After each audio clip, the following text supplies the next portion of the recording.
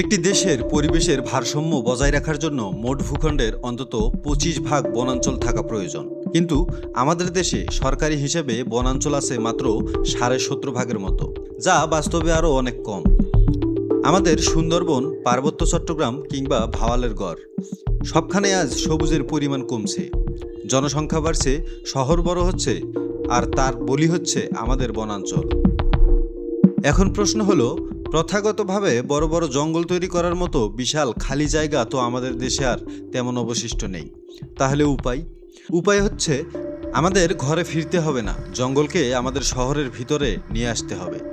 আর ঠিক এই কারণে আজ আমাদের সবচেয়ে বেশি দরকার মিয়াওয়াকি ফরেস্ট। এটি এমন এক পদ্ধতি যা বিশাল কোনো সরকারি চরের জমি খোঁজে না, বরং আমাদের বাড়ির পিছনে ছোট পরিত্যক্ত জায়গা, অফিসের কোণা কিংবা রাস্তার ধারের এক চিলতে মাটিতেই আস্ত একটি জঙ্গল তৈরি করে দিতে পারে। জাপানি বিজ্ঞানী আকিরা মিয়াওয়াকির উদ্ভাবিত এই পদ্ধতির মূল জাদু হলো এর গতি। সাধারণ একটা জঙ্গল প্রাকৃতিকভাবে গড়ে উঠতে যেখানে 100 বছর লেগে যায়, সেখানে এই পদ্ধতিতে মাত্র 2 থেকে 3 বছরেই একটা ঘন মিনি জঙ্গল তৈরি সম্ভব। নিয়মটা খুব সহজ।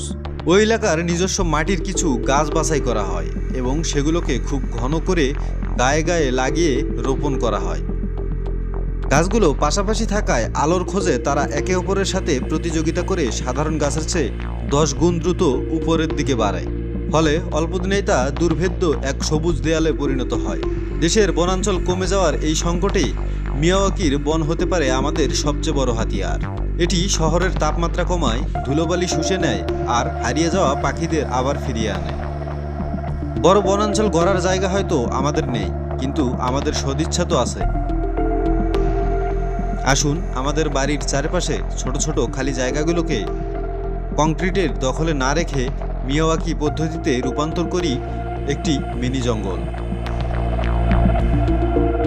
আমাদের দেশের সবুজ আবার ফিরে আসুক আমাদের হাত ধরেই।